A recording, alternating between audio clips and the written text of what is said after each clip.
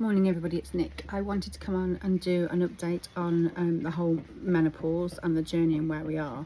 And the reason for that is I've noticed I've actually got quite a few new subscribers of late and quite a few comments on different vlogs, but predominantly the vlog I did about 3 years ago now on the raw reality of the menopause.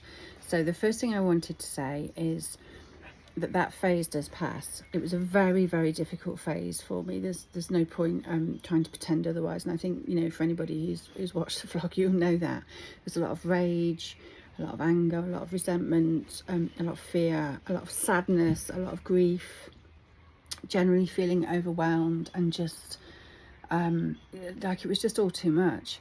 Now, that was very real for me in the moment, and it was actually really hugely therapeutic being able to do the vlog and share it, and very therapeutic to receive all of the comments and feedback, because there's something in the me too. Those words are really, really, really powerful when we are looking to find a way through, because to know that you're not mad, you're not this exceptionally broken person. This is very often how it feels, and I think there are several things at work, not just our biology, but the environment in which we live, the disconnect, I think, as we've got further and further away from nature and ourselves, the pace, the level of input. Gosh, I could go on this vlog could be about all of that, but the really important point I wanted to make is that given the right support, which I do have, a very, very amazing GP, an amazing menopause consultant, a really, really good support structure around me. Now, some of that is because I'm very blessed with beautiful friends and families and people that I've met and I've reached out to for help. But also, I think being very honest and asking for that help is really, really important, and to keep banging at the doors until you get it. And so now, 2-3 years later, sorry, I'm not quite sure when I did it, it all merges. I'm quite a long way from that person, and I feel, you know, I have transitioned, I have changed. My lifestyle is fundamentally different. It's a lot simpler and it's a lot quieter, and I'm really, really discerning with how and where I put my time, and I'm very strict with carving out time for myself. And, you know, inaction is action. My goodness, isn't that true? So yeah, the point of sharing that is to say there's absolutely hope, and we can absolutely get through it, and it's so important to be kind to yourself and to reach out for help, and to know that even in the midst of the storm, it will pass, and you will get through it. So that's the first thing. The second thing is I actually went for my update with my menopause consultant yesterday. So I go every 4 or 5 months now, and it is really a moving feast. And you do get through one period and you transition, and then you go on to the next, and things do change over time. So when I started my menopause, the first thing that I was prescribed and we worked on was my insulin. And I was actually taking medication to control my insulin for the first 18 months. And that was actually more important than the HRT in the early days. And then as we got the insulin under control, because insulin's a hormone, you know, it then became very much focused on my HRT and my estrogen levels. And that took a little bit of time and trial and error. And then we got that sorted, and that was better. And then we had a blip a few months ago, because over time your body's really clever, and it knows when you're putting something man-made into it. It's the same concept. There's a very fancy Latin word for it that I can't remember, but it's the same concept of when you take too many antibiotics and your body just goes, oh, you know, they stop becoming effective. And that's what happened to me when I was using my HRT patch. It stopped becoming effective because my body was like, you're foreign, you're not coming in. And basically what happened was I was very nauseous all the time, which meant the HRT was just whirring around in my liver, and it wasn't being dissected and then sent off to the parts of my body that required it. And I went back to the start, really. You know, my body aches, I was very tired, I was sad, I had, you know, the biggest indicator for me is extremely low self-esteem, a real sense of loss of myself, and you know, I can hear myself now saying, well, what value am I? Who am I? And that is absolutely a massive indicator of my estrogen levels. And a big one actually physically was my hair. My hair was just horrendous. So I don't know if you can tell, but it's much healthier. It's much healthier now. And the way we dealt with that was we changed the mechanism for the HRT. So I went on to HRT gel. Now, I don't like the gel as much as the patches, although it works very well. But it is a different chemical compound to the patch, so it does work in a slightly different way, but my body's accepting it, and it's too soon to go back to the patches. You know, I have to have a period of time, otherwise my body's just going to go, yeah, seen you before. So the latest and greatest, I think this is really important to share, because the menopause is very nuanced, and you know, we hear people talking about, you know, hot flushes, tiredness, body aches, estrogen, sadness, teariness, but there's so much more in there. We don't hear people talk about insulin very much, and that's a really big deal as part of the menopause. And the other big deal I found out yesterday is thyroid and thyroxine. So there were 4 symptoms that my consultant picked up on. So just to give a bit of context, you know, I rock up at my consultant and I have a list. I have a list of my symptoms and where I am on the scale with them. And he is sat opposite me, and he has all of my blood results in front of him. So he's joining the dots as I'm speaking. It's so clever the way it happens. And his requirements of my bloods are far more detailed than most, let's say, layman general doctors are doing. So the menopause, you know, any good menopause consultant should really be taking very, very detailed bloods, which cover your kidney and your liver and your thyroid and your insulin and your estrogen, all kinds of things. The list is very long. Vitamin D, B12, your iron, your folic acid, they all play a massive part. And so I was feeling tired. I said it's like a background hum. I'm just constantly tired, but it's not the acute tiredness, and I don't have the lack of motivation and self-esteem issues that I usually have with tiredness. So I wasn't convinced it was estrogen, because although I'm tired, it's wearing a different outfit. It's a different flavour of tiredness is the way I described it. And the brain fog, again, a different flavour, a different experience of brain fog. So very often with low estrogen, you know, I'd be struggling for words. You know, I know the word. And at times, you know, with low estrogen and my brain fog, I would actually go, my lord, you know, am I starting with early onset Alzheimer's or dementia? You know, it's that kind of forgetfulness. Whereas this forgetfulness that I'm having it's not that acute. There's a lack of acuteness to it. And I'm not getting particularly teary or sad. I don't particularly feel disengaged. You know, I feel very engaged with life. I'm just tired. So in the mornings I'm great. I get up early, I get loads done. The afternoon I have to have a lay down, and I'm like, whoa, I am tired. So, and I also noticed that I was retaining a lot of fluid, and I noticed that because my rings are very tight on my hands are quite podgy, and at night I was seeing that my ankles were getting really quite swollen, which isn't really something I've ever suffered from. So that was another big symptom, and I was thinking, I wonder if that's insulin, because very often with insulin resistance you can get a lot of fluid retention. So I thought, I wonder if it's that. But there again, on the other hand, I'm not getting the sugar cravings and the massive appetite surges that I would get if my insulin was out of whack. So don't know, question mark.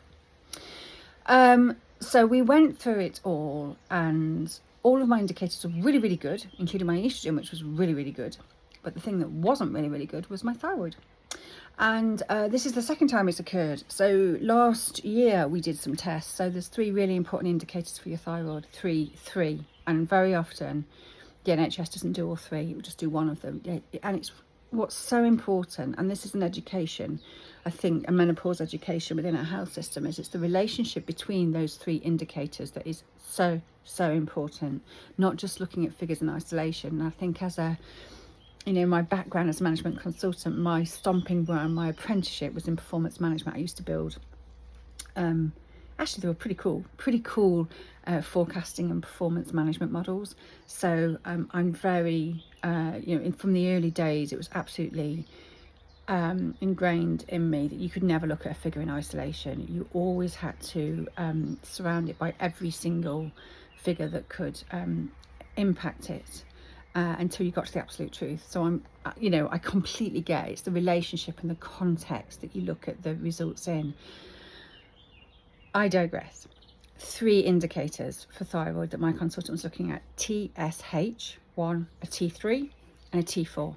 And it is the relationship between those 3 figures that's really important, because it allows the consultant to work out how the brain is talking to my pituitary gland, and how my pituitary gland is then talking to my thyroid, and it's then my thyroid that then says, okay, this is how much thyroxine your body needs. And thyroxine is pretty goddamn important. And we hear people talk about underactive thyroid, but there's actually a primary underactive thyroid and a secondary underactive thyroid. And it's the secondary that often gets missed, because it can often be a transitional phase for women in the menopause. And what was happening, and it's the second time these figures have come up for me within a year, so there is some pattern emerging, is that my pituitary gland is basically a bit knackered, and it's not telling my thyroid to release enough thyroxine into my body. So my thyroxine's too low. So my pituitary gland effectively isn't working properly right now. Now that may well right itself as I go through the menopause, and we will keep an eye on it. But for now, we need to step in. So one of the things I've come away from is I am going to take some thyroxine, which is a medication to improve my thyroxine levels, which will help enormously with my tiredness and also with the fluid retention. And there were 2 other symptoms that my consultant was looking for, or identified from me. You know, he doesn't need the witness. One is constipation, and secondly is reflexes. This is really interesting. He checked my reflexes. He says, your reflexes are slow. And I hadn't even thought, and he, you know, banged the whatever the doofus is on your knee, and actually it was slow. My reflexes responded slow. All of these were classic symptoms, effectively, of underactive thyroid, secondary underactive thyroid, which is very prevalent. Not very prevalent. That's not true, actually. The research is showing that it is something that seems to be transitional in the menopause, but it's early days, because we're still learning about the menopause, right? This isn't some established science that we know everything about, which is why it's really important. And I love my consultant so much. I'm so hugely grateful to him, because he educates me. He's like my teacher. He's teaching me to understand what my body is saying. My body is constantly talking to me.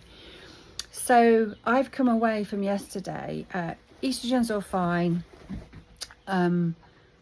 Everything is ticking along fantastic, kidney, liver, all tickety-boo, with an action plan, which includes taking some thyroxine to get the thyroid working a little bit better. I have to take some water tablets to help get rid of the initial fluid. I am very fluidy. I don't know if you can see how fluidy my hands are. They're quite swollen for me. So thyroxine can take about 3 weeks to really get up to speed and start working properly when you start taking it. So I'll probably, I'm not allowed to take my water tablets for any more than 4 days per week. You have to be careful with water tablets because of the impact on your kidney. So you do need to have it monitored, for sure, you know. So I will have regular bloods taken to make sure that I'm not harming. And this is the thing with any medication you take, that's why it's so important to have a really good relationship and a frequent review with the medical professionals, because our body is this really complex orchestra, and we need to make sure that by tuning one instrument, we haven't put another instrument out of tune. That's really important, and we just need to roll with that, right? Sorry, I just need to roll with that. I'm sharing my story in the hope that I can share what I'm learning, because this is a brave new world, right? And we are still learning about the menopause. Everybody's situation is different.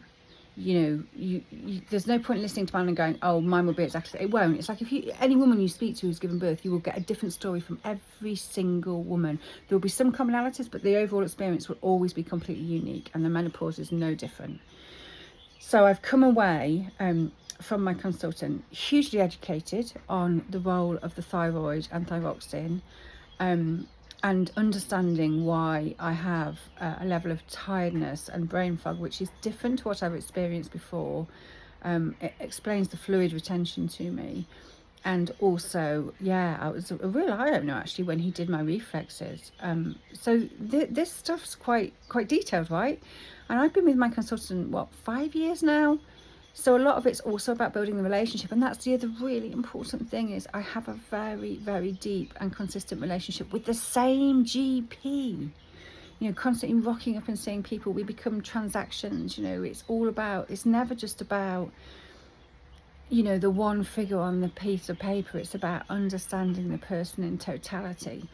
And I think the menopause, maybe the menopause is sent to educate us all and maybe change our approach.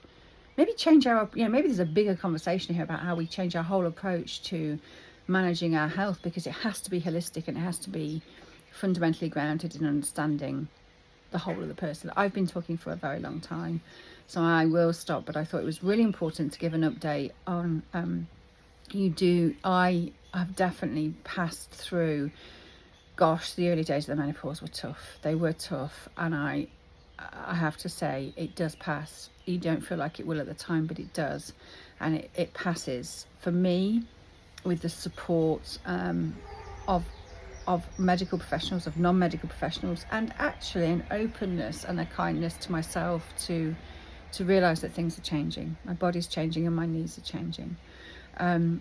And yeah, so I will keep you posted. We'll see how it goes over the next 3 to 4 weeks while I take my new plan, and let's see how I do. You know, I'm pretty much doing okay. Having said all of this, you know, I am back in the gym. I am keeping fit. I am functioning. I am getting through every day virtually as a full day, albeit with maybe a 30 to 40 minute. I have to have a 30 to 40 minute afternoon downtime or nap. Absolutely have to, otherwise I can't get through the day.